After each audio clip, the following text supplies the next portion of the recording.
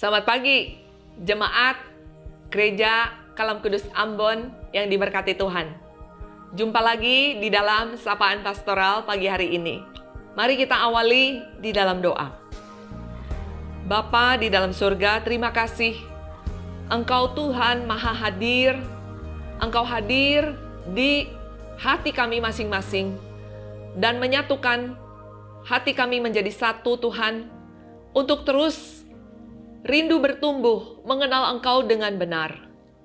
Bapa, kami mengangkat hati kami, membuka telinga kami, nyatakanlah diri-Mu, sehingga setiap kami mengalami perjumpaan pribadi dengan Tuhan sendiri. Di dalam nama Yesus, kami berdoa dan mengucap syukur. Amin. Jemaat sekalian, renungan firman Tuhan pagi hari ini diambil dari surat 2 Korintus pasalnya yang ke-12, ayat 9 dan 10. Demikianlah firman Tuhan. Tetapi jawab Tuhan kepadaku, cukuplah kasih karuniaku bagimu, sebab justru di dalam kelemahanlah kuasaku menjadi sempurna. Sebab itu terlebih suka aku bermegah atas kelemahanku, supaya kuasa Kristus turun menaungi aku.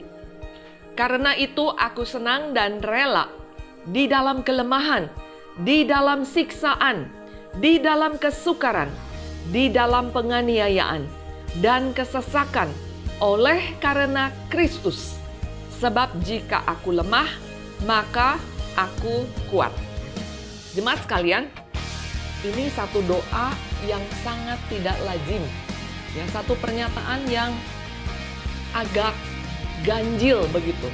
Karena biasanya sebagai anak-anak Tuhan, ketika kita mengalami kesusahan atau penderitaan, entahkah itu sakit penyakit, entahkah itu masalah pergumulan, disalah mengerti orang lain, kita akan cenderung berdoa, Tuhan biarlah semua beban berat ini segera berlalu. Tapi justru doa Rasul Paulus, kerinduan Rasul Paulus adalah dia justru senang di dalam semua penderitaan dan kesesakan yang dialaminya. Kenapa demikian? Karena dia mengerti rahasia bahwa ketika dia mengalami kelemahan, justru di sanalah kuasa Tuhan bekerja dengan sempurna di dalam hidupnya.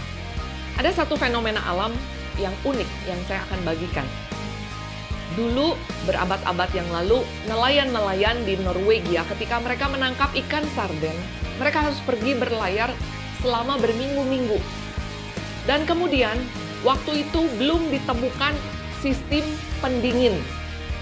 Sehingga ketika mereka membawa pulang hasil tangkapan mereka, ikan-ikan tersebut sudah lebih dari setengahnya mati dan busuk. Sehingga yang terjadi, sia-sialah semua jerih lelah mereka menangkap ikan selama berminggu-minggu. Dan kemudian mereka mengamati ada satu fenomena alam yang unik.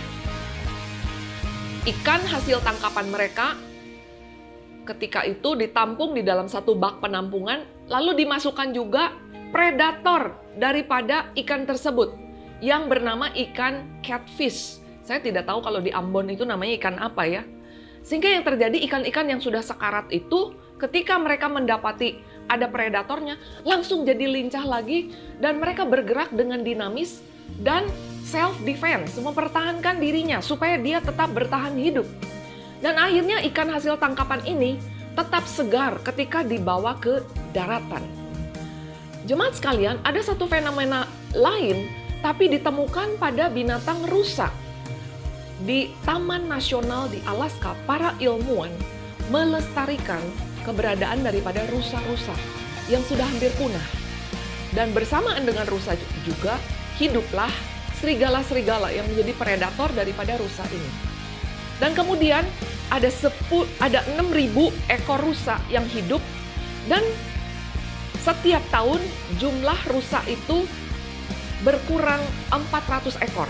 Dimakan oleh serigala, predatornya. Sehingga akhirnya para pengamat, para ilmuwan memutuskan dipisahkan saja rusa-rusa ini dari serigala. Apa yang terjadi?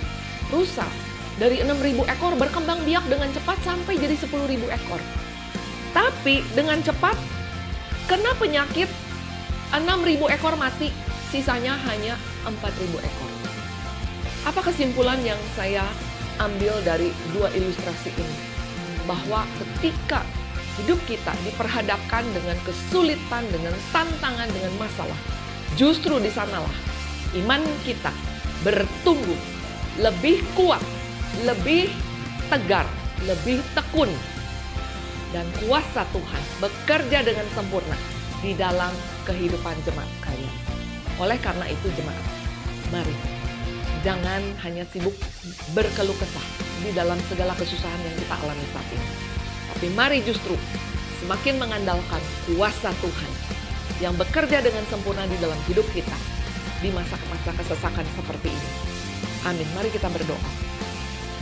Bapa di dalam surga, beri kami pengertian, beri kami hikmat, sehingga di masa pandemi COVID-19 ini, ketika kami mengalami berbagai kesesakan, Tuhan, kami justru bersyukur seperti Rasul Paulus, malah rela di dalam berbagai bentuk penganiayaan. Tuhan, tolong kami bersama Tuhan, sehingga kami terus berjalan dengan setia mengiring Engkau, sampai Engkau mendapati iman kami sempurna, matang, dewasa di hadapan Tuhan. Terpujilah Tuhan, di dalam nama Yesus kami berdoa. Amin. Sampai jumpa, Tuhan berkati.